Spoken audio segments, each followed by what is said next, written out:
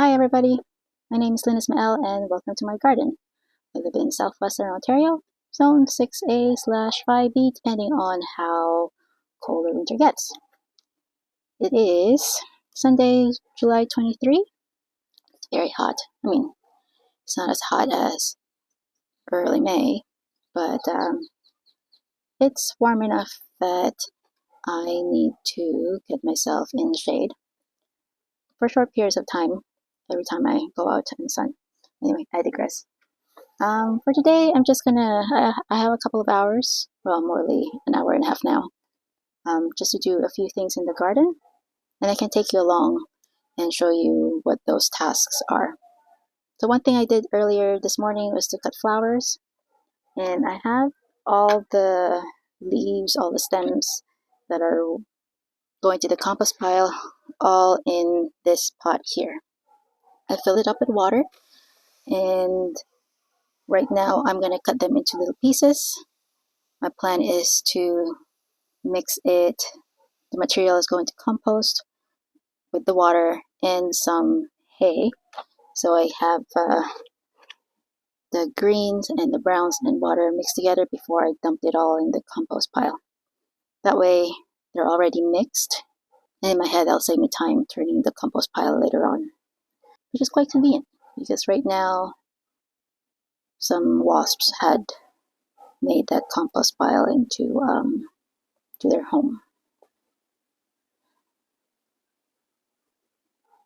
That was partly my fault. I didn't keep the compost pile warm enough.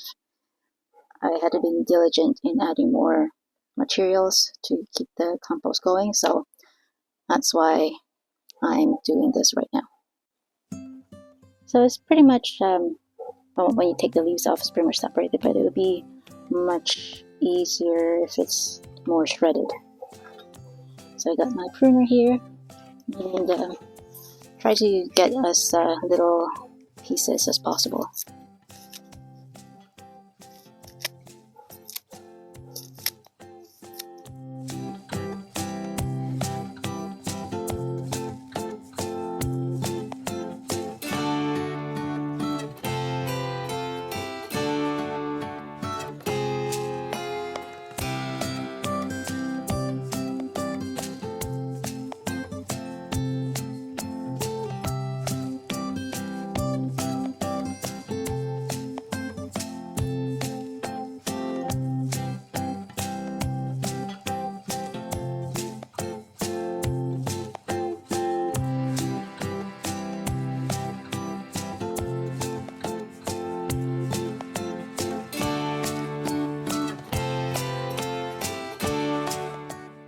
So now I have another bin here where I'm gonna put some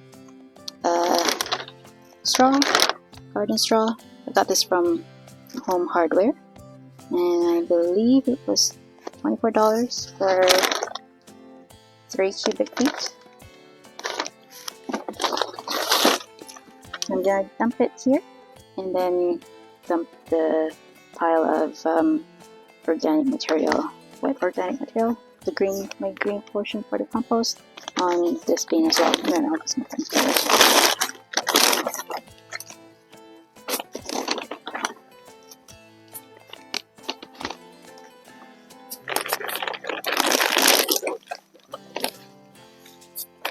Right now my compost pile has more brown than green, so if I add equal parts right now, that should be okay, considering I don't know, this is my first time. This is my first year concentrating on actually trying to warm compost or hot compost. Anyway, so I got my straw there. I'm just going to pour my greens in.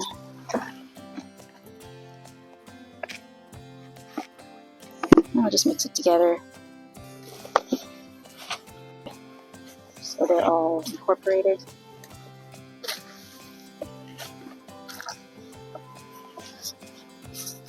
The way I understand it is if you mix the browns and the greens together with some water and oxygen, then it'll create heat that will essentially, well, bacteria will come in and try to break down the green material, well, both materials, and the metabolism of the bacteria creates heat, so it makes it break.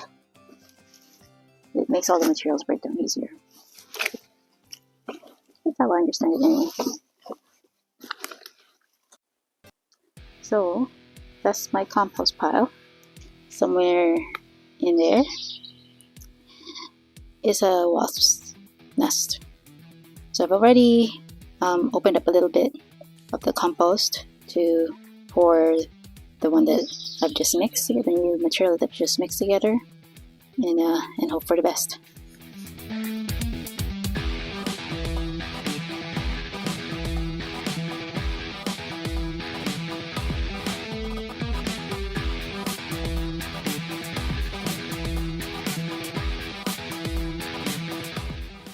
Okay, I don't see any activity, so I'm gonna go ahead and turn it, or cover it anyway.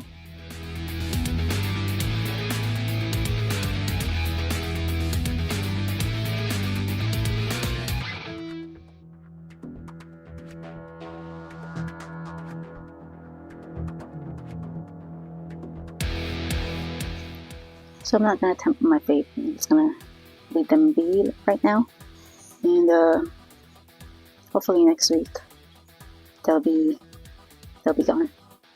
Once one has hope.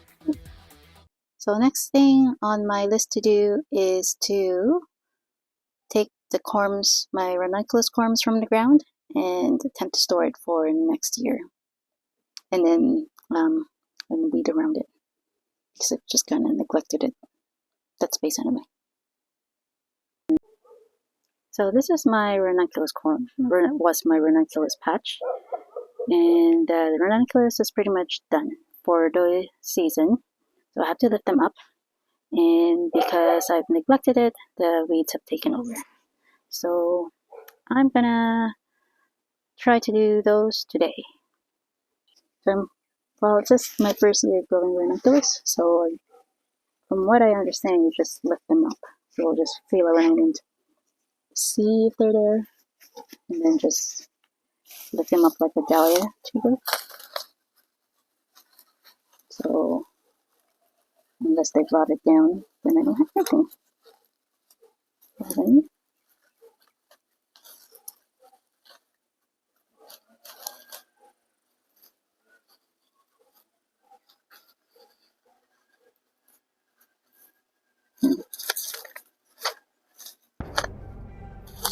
from what I can see, it looks like something has dug it.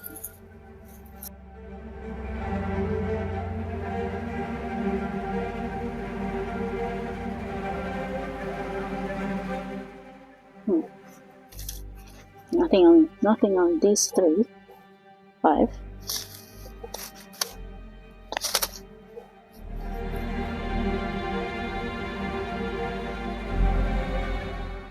I've got this one.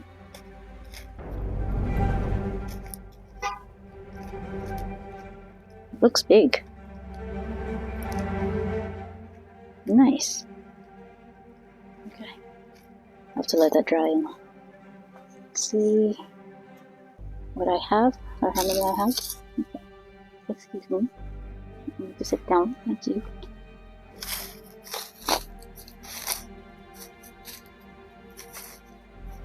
Yeah, I think something must have gotten in here and dug the other ones. So, lesson for me next year is to do it earlier, because otherwise something else will dig it up for me.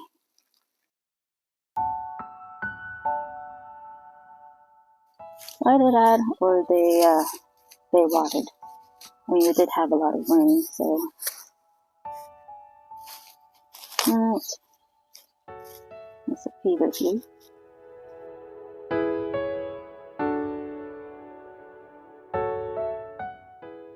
Yeah, I think something has dug it up already. Oh, that's disappointing. Oh well. At least I have this clump out of the 20 that I put in there. I guess it means I'll have to buy, well, I still have 20 corms that I didn't use last year, so at least I have those. And then this one. So I guess I'll have to research when is the ideal time to harvest the corms. From what I've read before, it's when the foliage dies up completely, and maybe it doesn't have to die up completely like this. Maybe you have to do that as soon as it yellows up, but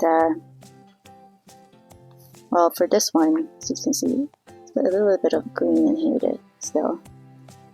So maybe this is the stage where I have to harvest them next year. Oh well, it looks like I have several in there, so not a moot cause. So I guess now I'll just weed them out and get this ready for the next crop. I could potentially plant some sunflower seeds here next week, or try do a cover crop, which is the Japanese buckwheat, which is instead of white flour, you get pink. Or I could do both, actually. We'll find out. But for now, I have two tools that will help me with the weeding. I have a hoe. No, it's not a hoe, pickaxe. No, it's more like a mattock. It's a mini mattock. So a pick and something with this flat edge, and then Japanese weeding tool. But this one is very sharp, so do not leave it on the ground facing this way. It's gonna hurt somebody. Always be aware of where it is, because yeah, this will hurt somebody if you're not careful.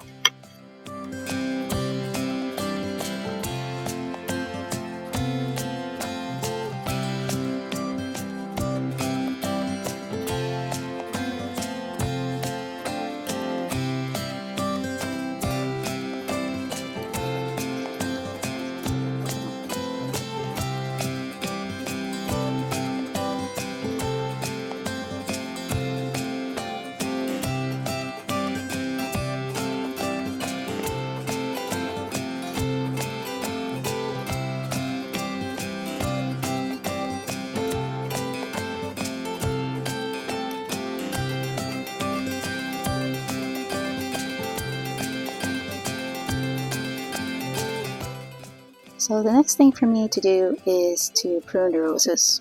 Well, one rose. My climbing rose, the yellow blaze rose. I was supposed to have pruned it. Well, for climbing roses, you're supposed to prune it around springtime. But I thought because this particular rose was eaten to nubs last year, that I shouldn't prune it this spring, just to let it proliferate. But that was a mistake, because now it's now July and there are no blooms. I'm going to show you what that looks like. So this right here is a big shrub, well, climbing rose. It's probably about 9 feet tall right now, and it's healthy, but it's growing lots of new leaves, but I'd like to see some blooms too. So my plan is to prune it, pretending that it had already bloomed its first flush. I'll bring the stems down to four set of 5 leaves, and then hopefully that will trigger it to bloom. If not, then at least there's more air circulation within the plant, so it's healthier for the plant in general.